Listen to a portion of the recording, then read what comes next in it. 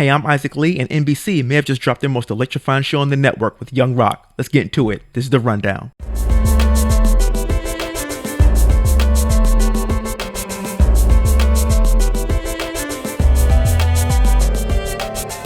Yeah, NBC just came out with Young Rock, a show about the upbringing about Dwayne "The Rock" Johnson. They have all three stories split up into three areas. Not three areas, three eras. So the first one is him at 10 years old, 1982. The second one in 1987 when he's about 15. And then the last one at 1980 when he's 18 years old. Before I go too far with this, I want to let you know right now there will be spoilers in this. So I'm going to give you a few seconds to decide whether you want to stay or not.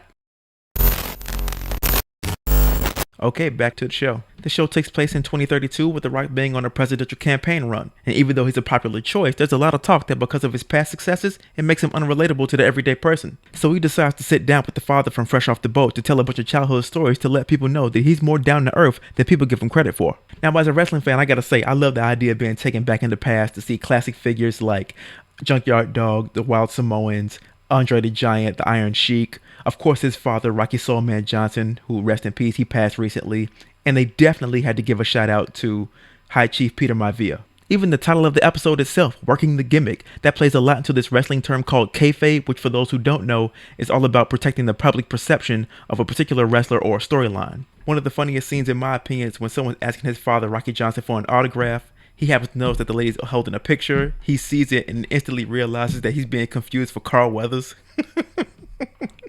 And for those who don't understand the distinction, Carl Weathers played Apollo Creed and Rocky, so it was just funny to see that disappointment in his face. He just saw the picture and just walked off. And later we see 15-year-old Rock buying a car for $103 from a crackhead, which looking back on it was probably stolen to begin with, only to then find out that there were two other crackheads still in the car.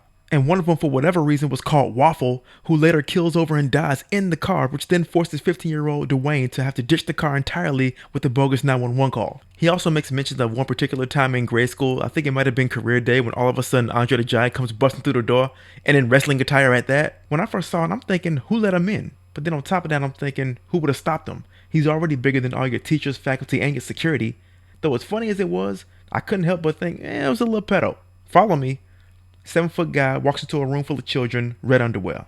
You tell me if that sounds a little pedo. A lot of what the show is about is based on things he's mentioned in past interviews. With me being such a fan of him from his early wrestling days, it's easy for me to connect to the stories. As much as I enjoy the laughs, I'm equally interested in all the hardships that made him who he is today. I'm genuinely interested to see how they portray his relationship with both parents, constantly having to move, and that transformative $7 that changed his whole perspective on his circumstances. But those are my thoughts. What are yours? And if you like what I had to offer, hit that like and subscribe at the bottom. I'm Isaac Lee, and this is The Rundown.